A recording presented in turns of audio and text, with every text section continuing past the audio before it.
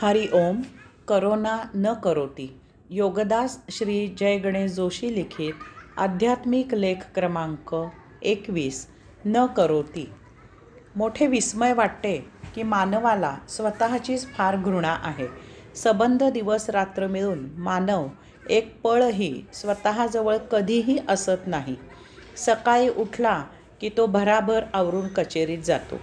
कचेरीच्या वाटेवर तो कामाचा विचार करत असतो किंवा अन्य काही विचारात रममाण झालेला असतो. तो जेव्हा कर्मयोग करत असतो तेव्हा तो त्याच्या कामामध्ये दंग असतो.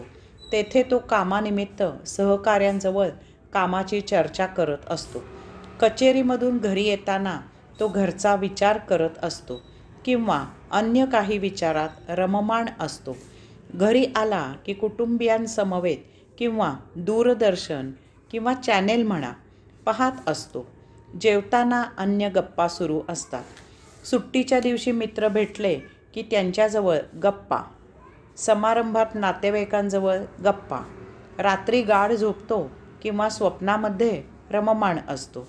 यामधून कधी रिकामा वेळ असला तर स्मृतींमध्ये रममाण होतो किंवा भविष्याचे मांडे खात राहतो. तो देहादी इंद्रियांच्या सहवासात हालचाली करत असतो, परंतु तो कधीही विचार करत नाही की या देहादी इंद्रियांना ज्या प्रेरणा मिळतात, आत भावना निर्माण होतात, जी आतून ऊर्जा मिळते, ते आतील ठिकाण आत कोठे आहे ते तो स्वतः आहे. याचा त्याने शोध घ्यायचा आहे. यासाठी न करोती आहे. स्वतःजवळ एकांतात प्रशांत मौन बसावे म्हणजे स्वतःचा शोध लागतो. लेख क्रमांक 22. न करोती. तू वृक्षाचा आदर्श घे, त्याला गुरु कर, त्याचे निरीक्षण कर, म्हणजे तुला न करोती याचा अर्थ उमजेल आणि तुझे नित्य आचरण कसे व्हायला पाहिजे ते समजेल. एका इवल्याशा बीपासून भला मोठा वृक्ष निर्माण होतो. बीमधून अंकुर फुटल्यावर लगेच वृक्ष मुळे निर्माण करून जमिनीमध्ये आत सखोल जाऊन अन्न पाणी मिळवतो.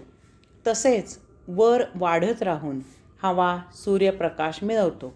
अशा प्रकारे 4 महातत्वे मिळवून 5व्या आकाशाला गवणी घालण्यासाठी उंच होतो. त्या उंचीला साजेशी जाडी मिळवण्यासाठी फांद्यांचा विस्तार करतो. जितका वर जाईल तितका जमिनीतही जातो. त्यामुळे त्याला डोलारा सावरला जातो. परंतु वृक्ष कधीही आपली जागा सोडत नाही. तो एका जागी प्रशांत मौन स्थित आहे. त्याची तपस्या वाखाणण्यासारखी आहे. तेथेच राहून आपल्या जीवाला जे मिळेल त्यात मोठ्या समाधानाने वारा हलवत, सावली देत, फळे फुले देत उभा आहे. ऊन वारा थंडी पाऊस ह्याची पर्वा न करता सतत आकाशाकडे वाढत परमात्म्याच्या मिलनाला उत्सुक आहे. म्हणून तू वृक्षाचा आदर्श घे. साधना, उपासना, ध्यान, समाधी ह्यासाठी काहीही करायची आवश्यकता नाही. न करोती. कर्मयोग करून एका जागी प्रशांत मौन स्थिर बसायची सवय कर. हरि ओम.